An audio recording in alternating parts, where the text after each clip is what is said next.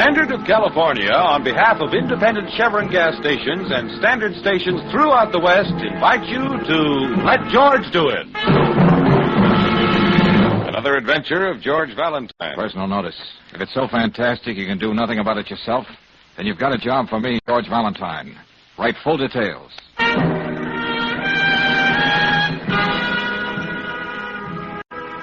Dear Mr. Valentine, the writing and rewriting of this letter has proved one thing to me, that I can't find the words to convey my desperation. Somehow, in a way I can't explain, my life has been touched by evil. Pure, undiluted evil. There is something here too strange for me to comprehend. Something unworldly. Unworldly, almost. It is not only for my sake that I ask for your assistance, but for the continued sanity of my fiancée. Accept the enclosed check as a retainer, Mr. Valentine, and please call on me at once. And it's signed, Gilbert Dressler.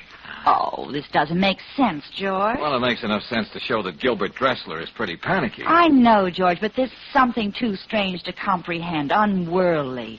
Sounds like he's having trouble with banshees. Well, whatever his source of trouble, it's our source of income, Brooksy. But how do people let themselves get into this kind of situation? This kind of situation pays the rent. So let's go find out what's on Gilbert Dressler's unhappy mind.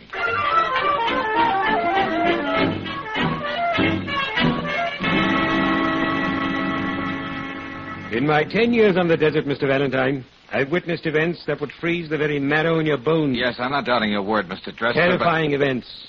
Things that are only spoken about in whispers, behind locked doors. Yes, but let's be a little more specific. Magic. Voodoo, if you will. An evil beyond evil. They're right here in your own city. But why are you hiring us? Yes, Mr. Dressler. You mentioned something about a fiancée in your letter. What about her? Yes, Gabrielle.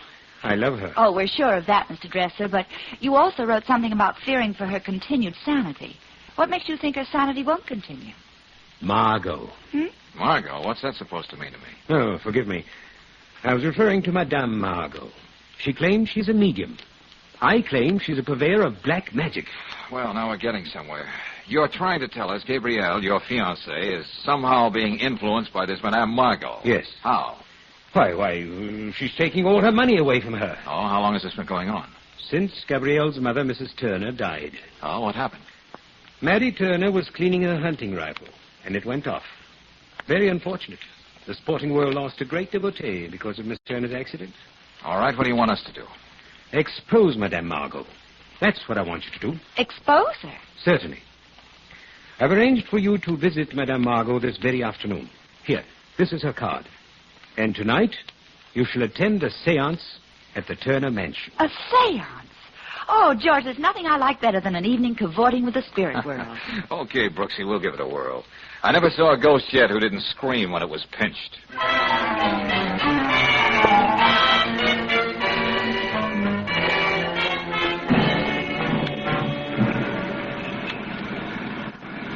There's Madame Margot's place, George, 214. Yep, I'll pull up in front. Well, one thing I'll say for her, George. She's not squeamish about operating in a tough neighborhood. Uh-huh.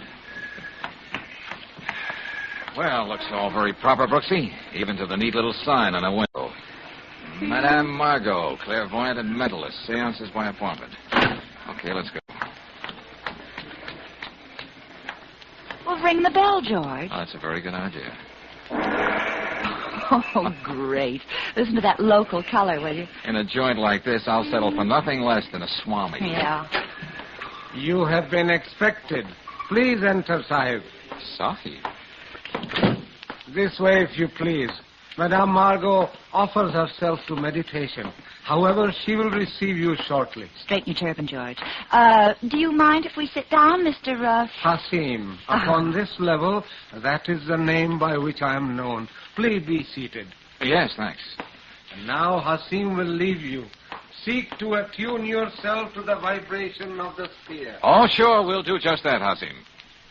Well, there's your swami, George.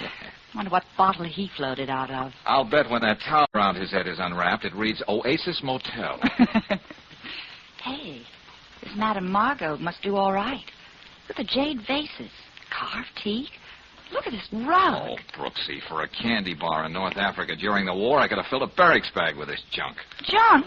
Why, some of these things are priceless, Bargain George. basement gadgets, Brooksy, part of a pitch. Well, I don't want to argue with you, but Look, Claire, I haven't heard of a setup like this yet that wasn't phony. A shrewd operator in a bathrobe and a crystal ball can make a fortune feeding customers the things they want to hear. Yes, but this Madame Margo is supposed to be uncanny.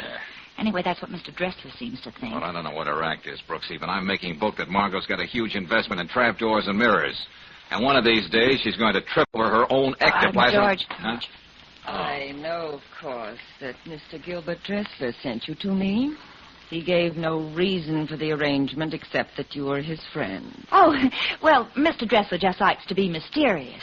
I understand that 10 years on the desert can do that to a person. He is obsessed with the idea that I bring harm to Gabrielle Turner.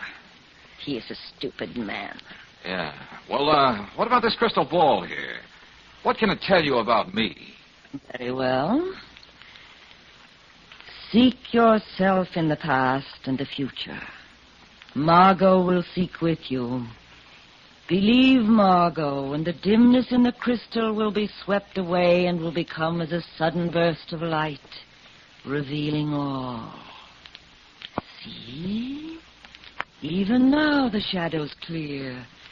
The image asserts itself. There has been violence and terror in your life. Well, I can't see you wrong about that.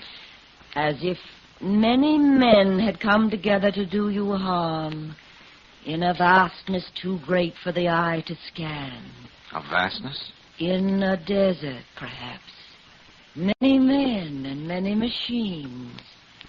Yes, it is a desert. And you are wearing a uniform. George, that's amazing. Can you tell me where this desert is? In what country? Oh, it is plain. Should it startle you that I know? To Margo, the crystal has no secrets. It is the Sahara. Oh. North Africa, huh? Of course, Mr. Valentine. What made you ask that? Oh, come off it, kiddo. How gullible do you expect one man to be? What are you talking about, Mr. Valentine? Madame Margo, if you get paid for this sort of thing, I'm going out and rent a sarong and a Turkish towel. That's all I need for an easy life. That and a detective phone with a hidden mic. Get out of here. Now, wait a minute. I've got a couple of other things that I would... Get out of here. Hassim! Why don't you let that poor guy alone, Margo? Making him stand behind those drapes all this time? Perhaps one day you will laugh yourself to death on your poor humor, Mr. Valentine. George, he's got a gun. Don't worry, Brooksy. Madame Margo can't afford to get rough. This kind of melodrama sometimes leads to scandal. That wouldn't be good business for her. He wearies me with his glibness, Hassim. You should have kept looking in your crystal ball, Margo. Then you could have warned your number one boy. Always keep that gun close to his side. You fool. Let's get out of here, Brooksy. Okay, George. You will regret this. Oh, look, honey, don't go dramatic on me. Save those pear-shaped tones for Gabrielle Turner. I don't understand, George. How did she know you were in North Africa? Because she had us tuned in with her little detective phone before she came into the room. Oh. Brooksy, when I was telling you about it, I lied to you purposely. I saw North Africa once from an airplane, 10,000 feet up at nighttime. Well, now that we know that Margo reads past, presents, and futures by direct wire, what are we going to do? Have dinner, Brooksy. Oh, fine. And we've got a date with a few assorted ghosts. Oh, fine.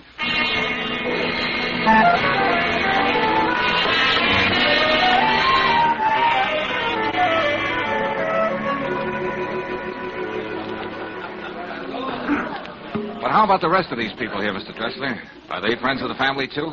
A cult of vultures, Mr. Valentine. Besides, of the late Maddy Turner, whose interest in spiritualism is heightened by the free champagne served before every seance. Oh, Gabrielle. Gabrielle, my dear. This is Mr. Valentine. And Miss Brooks. How do you do? How do you do? I suppose you're welcome here, both of you. Even though you've come to sneer at us. Oh, I wouldn't put it that way, Gabrielle. We're just here to take a look. There have been scoffers before. Please understand that you've been invited only because Gilbert insisted upon it. Gabrielle? Oh, there you are. Have you explained to Gilbert's guests how stupid they are? Hey, where'd you get all your information, lady? I am Gabrielle's aunt, young lady, Vida Patterson. Oh. I happen to concern myself with the caliber of people with whom Gabrielle is forced to associate. What makes you think Miss Brooks is a bad influence, Miss Patterson? Oh, Gabrielle is emotionally high-strung. People like you, people from the outside, upset her. Ah, from the outside. My dear, the rest of the party is going into the sanctuary.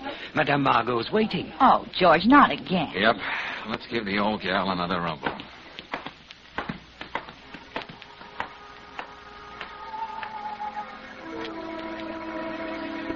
Oh.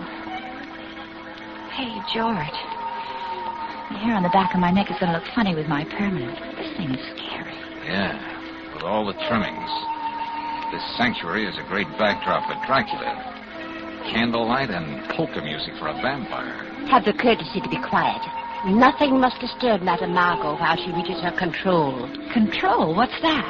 A voice, Miss Brooks. Margot's link with the spirit world. You'll see, it's very weird. The voice with which Margot speaks will not be her voice at all. Oh, Gilbert, why did you bring these people here? Hush, child, hush. There are alien presences here. Contact has been difficult, but there is a message to one who has traveled from a far place to be here. George. Listen. Listen. So many years. So much time. Gilbert. Listen to me, Gilbert. It's Janice. This is impossible. Please listen to me, Gilbert. Janice, what are you doing here? I thought you ran off to Cairo with Cecil. Rid yourself of those who would bring harm to Margot. They are evil. Remember, Gilbert, I've always known what's best for you, my dear. You haven't changed a bit, have you, Janice? Always showing up the wrong time and knowing what's best. Janice, go away. Get rid of them. Get rid of those who do us harm. You never told me about her, Gilbert. You never mentioned a girl named Janice. She was always interfering. Always. I hardly expected her to pop up again, my dear. There is another message here from one who has newly passed over. She is suffering greatly. Oh, no. She has been murdered, shot. She suffers from the anguish of knowing her murder. Oh, no. I couldn't help it. I couldn't. Gabrielle, what is it, child? Her murderer has not been avenged. There is blood on the hands of one who has shed it. Listen. She is trying. Hey, leave me alone. I killed her. Of course I killed her. Leave me alone, all of you. Oh, George. I've never seen anything like this in my life. Yeah, this time, Brooksy, the spirits had the right word for it. Murder.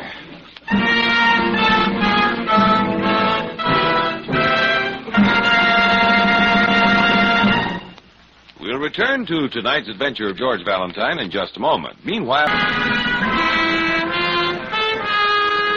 And now back to tonight's adventure of George Valentine. Well, there's an old saying that murder will out, but when it comes pointing its finger from the spirit world, then George finds himself tangled in one of the strangest cases he's ever come across.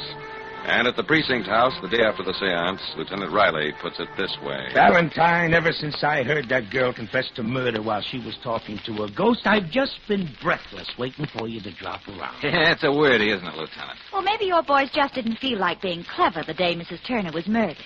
Is that why you called it a hunting accident? Now, look, Miss Brooks, I'm not perfect like your boyfriend Valentine. And I'd be the first one to admit that. But as a matter of fact, I personally contribute to the support of you guys, a little thing called taxes.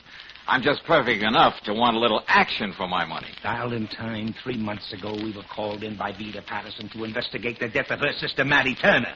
We called it an accident because that's the way the setup looked. Because there wasn't any reason to call it murder. Well, whatever happened to that suspicious nature of yours, Lieutenant? Yeah. A prominent society woman is found dead, shot. A woman who surrounds herself with a house full of sponging friends.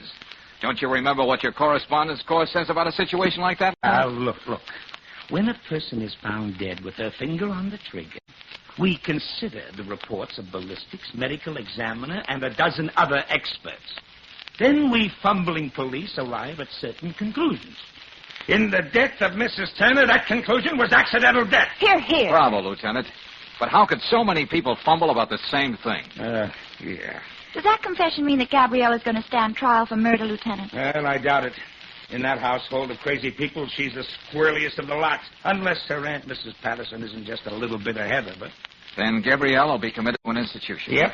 Yeah, she's home now under the care of a physician and under police guard. She can't even remember confessing, much less how or why she killed anybody. Uh-huh. You wouldn't mind if Claire and I dropped in on the Turner family, would you, Lieutenant? Sure. Go ahead. You'll be in good company. But take my advice and hide when the wagon comes. Those young interns sometimes have trouble figuring who fits the straitjacket. Lieutenant, I secretly love all men who say nice things like that.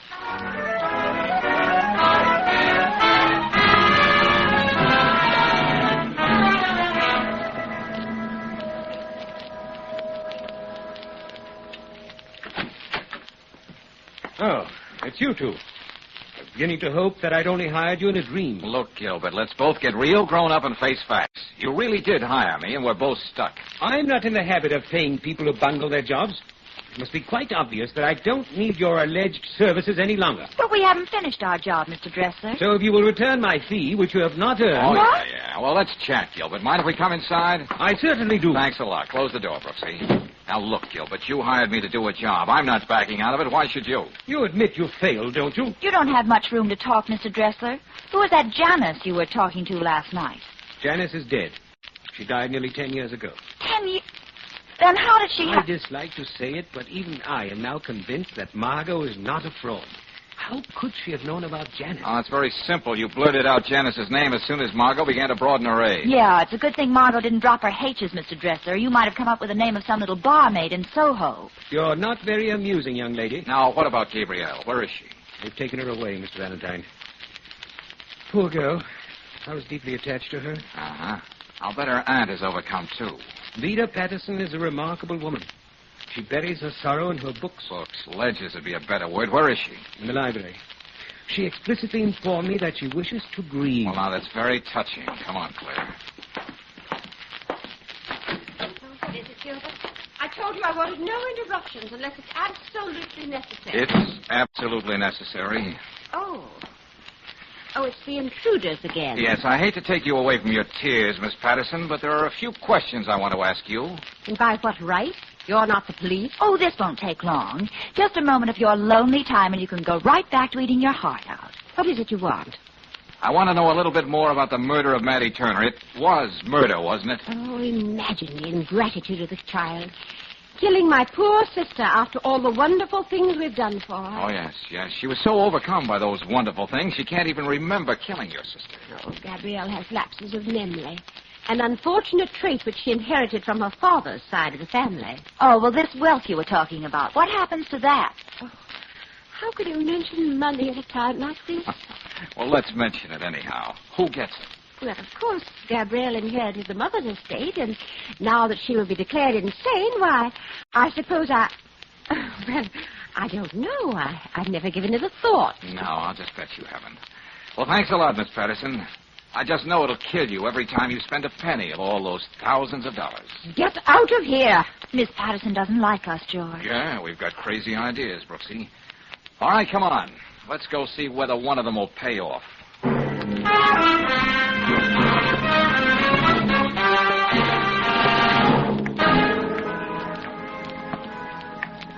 What makes people like that, George?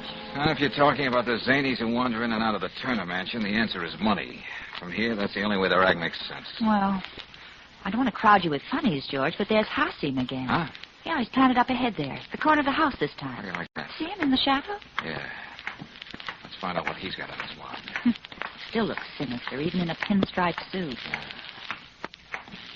Well, Hassim, doing a little snooping on your own? You go to great lengths to involve yourself in difficulty, my rag friend.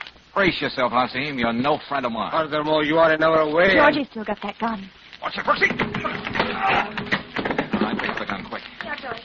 Here you are. Yeah, you shouldn't carry such things around after dark, Hassim. And so it doesn't accidentally go off and hurt somebody, I'll just take out the clip. And the extra bullet in the chamber. You will be sorry you did this. There you are. Take your plaything. I'll keep the bullets. Now, Why did Madame Margo send you here? I know nothing. You're so right. Okay, take off, nature boy. Beat it. I'm tired of playing patty cake with people out of storybooks. You know what? It adds up, Claire. It really does. It does? Huh? Brooksy, I want you to get down to headquarters as soon as possible. Tell Lieutenant Riley to get that whole crew together, all those pixies who were at the seance last night. Including the spirits, George? Including Gabrielle Turner. Tell the lieutenant to bring them all back to the sanctuary. But why? If there really was a murder, Brooksy, I won't be able to live with myself until I find out the reason for it. Right now, I've got a date with a crystal ball. And maybe I'll get a preview.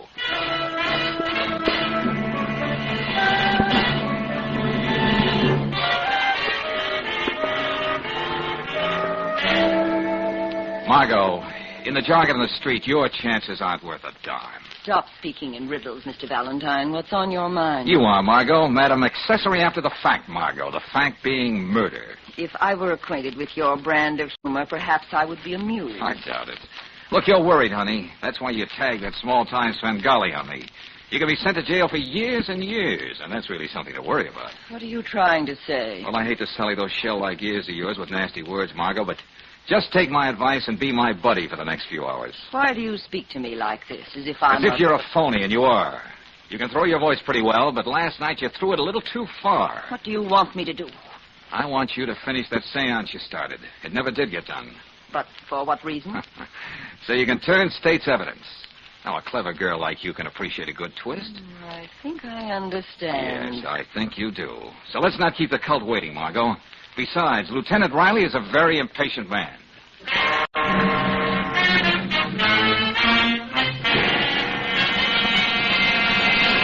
Valentine, if you can figure out how this girl murdered Maddie Turner by asking Maddie Turner how she did it, I'm going to turn in my badge, buy a turban and a crystal ball, and apprehend criminals while I sit in my easy chair. Just stick around, Lieutenant. This Margo will give you a lesson you'll never forget. You know, that's the wonderful thing about being a police lieutenant. Every amateur I meet wants to give me lessons. But Margo's no amateur. All these people think she's the greatest thing that ever happened to them. They believe whatever Margo says. Valentine, haven't you been the cause of enough suffering for poor Miss Patterson? I feel it is my obligation to defend her against your ill manners. Yes, and I demand to know by what authority you have entered my house. Why have you brought Gabrielle here? I'll have the law. You already have it. Lieutenant, this is Miss Patterson. She lives here. You got troubles, Miss Patterson? Oh, why, no, it's just that it's Gabrielle. Gabrielle's okay. She's in the sanctuary with the doctor. I wouldn't worry about her. Maybe we'd better go in. Margo's had plenty of time to get wound up. Okay.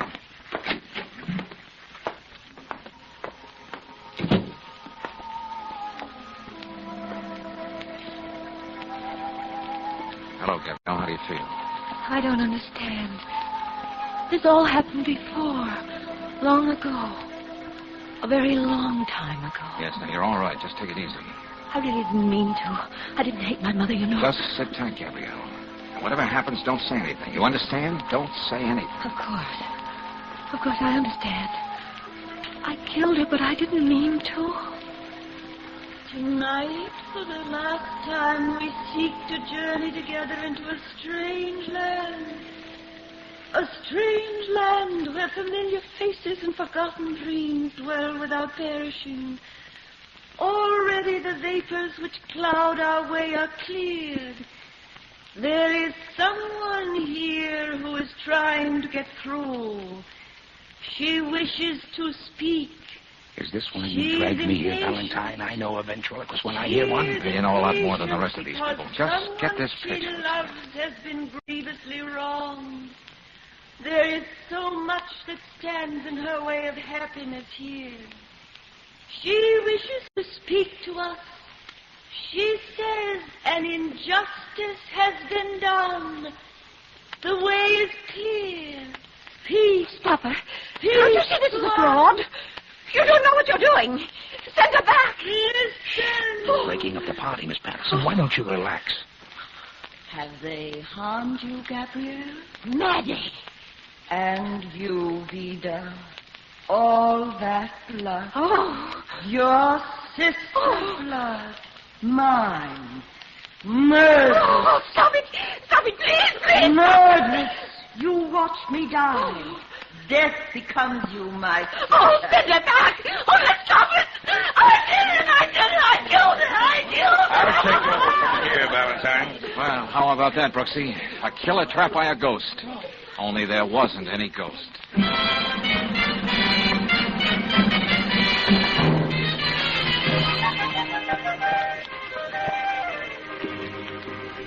if I've got to say it, and I've got to say it. Huh? You're a genius. Oh, that's okay, Brooksy. You can say it.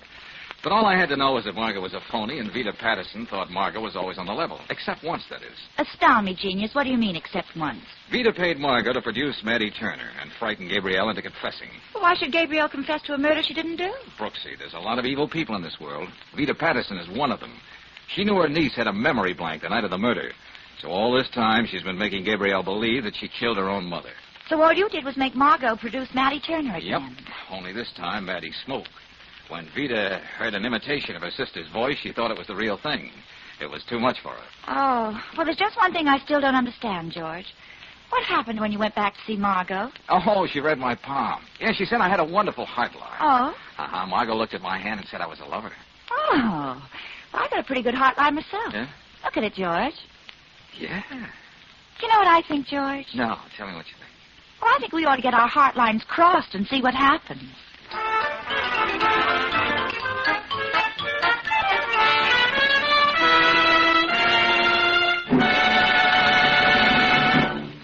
And now, a word of importance to motorists. Maybe you've run into the kind of motorist who always says, grease is grease, and it doesn't matter where you take your car for lubrication service. Well, don't you believe him. At independent Chevron gas stations and standard stations, they use many specialized grades of RPM greases and oils to give your car a thorough lubrication. And each one is tailor-made to do a wear-saving job at some vital wear point on your car. The regular 1,000-mile grease job at these stations is done by trained experts. They follow a lube chart approved by the manufacturer of your car. And they take pride in doing a spick-and-span clean job for you.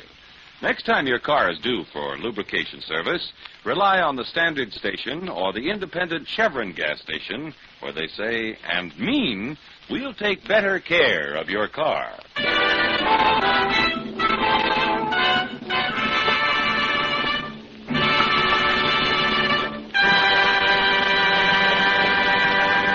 Next week, when you tune our way for another adventure of George Valentine, you'll hear... Hey, Brooksy, tell me something. Yes, George? How would you like to play Cigarette Girl at the Kit Kat Club tomorrow night? You mean in one of those fluffy short skirts and long black stockings? Yeah, the works.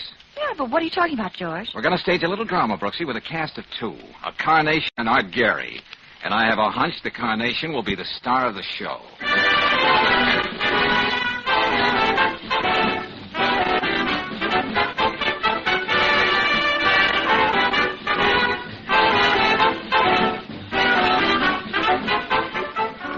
Tonight's adventure of George Valentine has been brought to you by Standard of California on behalf of independent Chevron gas stations and standard stations throughout the West. Let George Do It stars Robert Bailey as George with Frances Robinson as Claire. Wally Mayer appears as Lieutenant Riley. Tonight's story was written by Morton Fine and directed by Don Clark. Also heard in the cast were Don Morrison as Gilbert, Irene Tedrow as Margo, Sarah Selby as Vita, Gene Bates as Gabrielle, and Lalchan Mehra as Hasim. The music is composed and conducted by Eddie Dunstetter. Your announcer, John Heaston. Listen again next week, same time, same station, to Let George Do It.